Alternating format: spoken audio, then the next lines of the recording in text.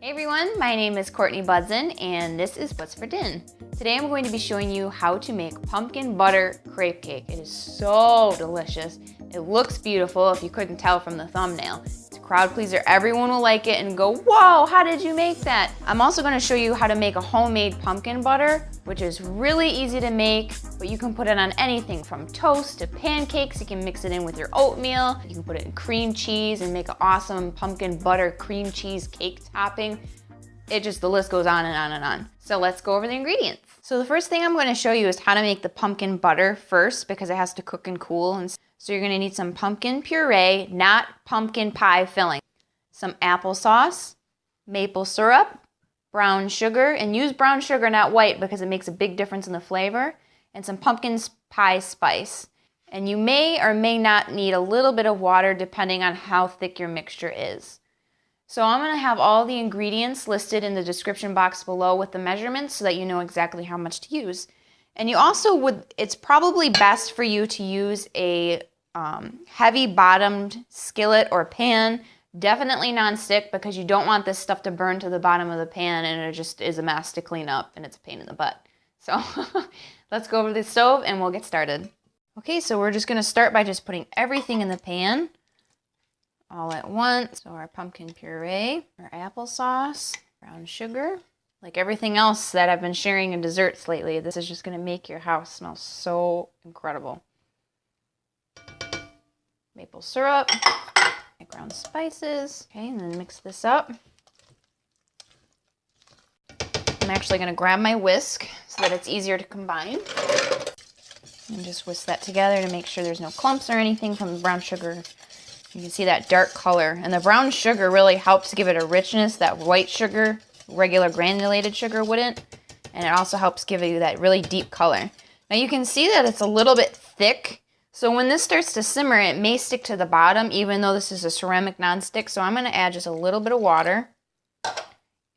If you add too much water, don't freak out. It's not a big deal because you're going to cook this for quite a bit. So it'll just cook out anyway and it'll get right back to what it's supposed to look like. It'll go right back to being thick anyway. Turning up the heat because we want this to start to simmer. It looks weird now, but trust me, it's incredible. When you make this one time, you're going to want to have it all the time. Okay, put the lid on, and as soon as you hear that highly inappropriate noise, you know that it's time to turn the heat down. So I'm going to just turn it down. As you can see, it's splattered all over the place. And I'm going to mix it before I open so I don't get it all in my face. And once you hear that it's starting to bubble like that and sort of boil, you want to turn it on low heat. And we are going to put the lid on it and let it simmer there for about an hour. And that's going to cook everything down until it's all nice and golden brown and there's not going to be a lot of liquid. It'll be a perfect buttery spread. Another thing I want to mention is that instead of water, you can use apple juice if you want to, or apple cider. But I like to use water because I want to keep the integrity of the pumpkin flavor. I don't want it to be too appley, but if it's your preference that you want it to taste like more like apple than pumpkin, then go right ahead and do that.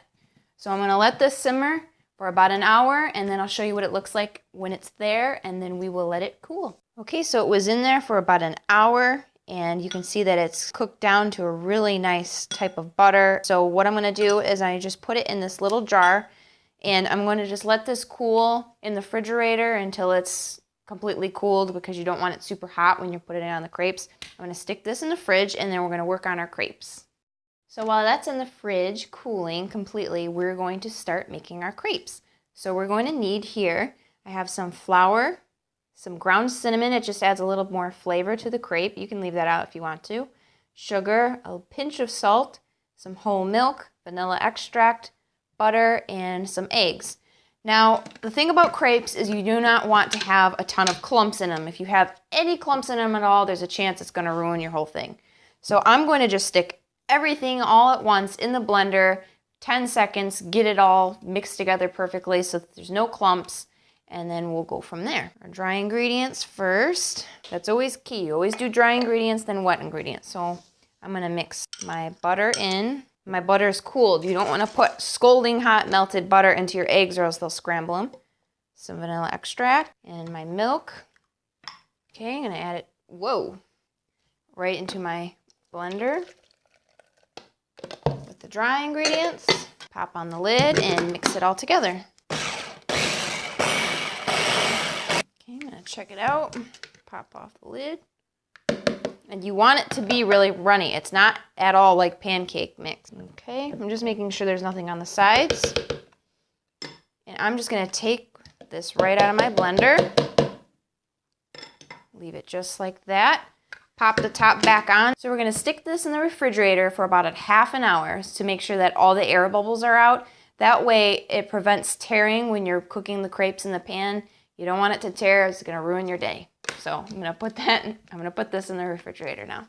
So I just took my crepe mix out of the refrigerator. It was sitting there for about a half an hour. I am using a non-stick ceramic pan.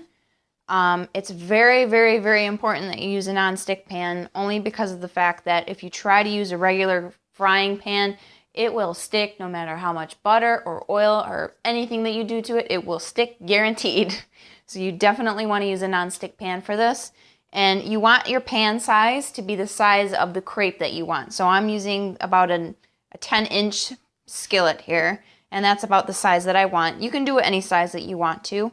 And all I did was I put a tiny dab of olive oil, and then I took some paper towel and just kind of moved that around the pan. You don't want a lot of oil in this at all, just a very slight amount, just so that it adds to the whole non-stick bit.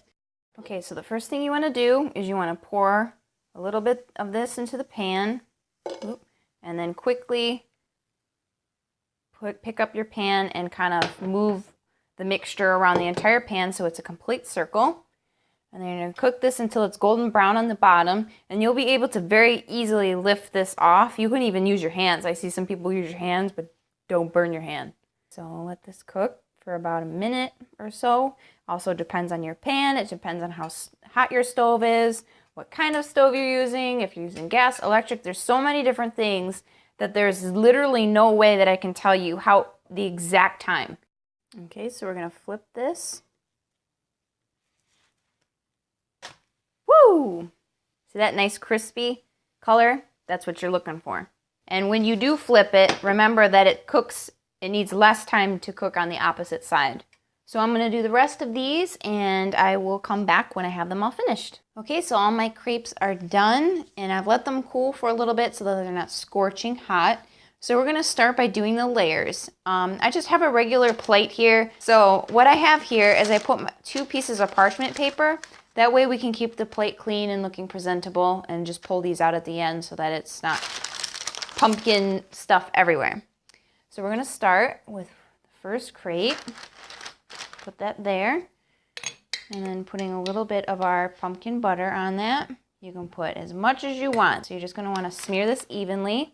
And I leave a little edge on the outside only because once you put all the crepes on it, the pressure is going to make it all kind of come out.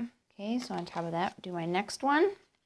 So you just keep on doing this until you're all the way to the top. Okay, I finished all the layers, and I put some apples on top and a little bit of whipped cream, and then I put some pecans on top too, so it looks pretty.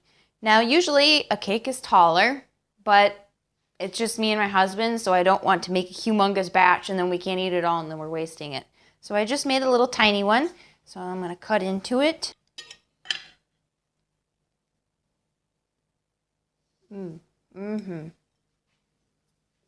Oh yeah. Check it out. Look at those layers. Oh,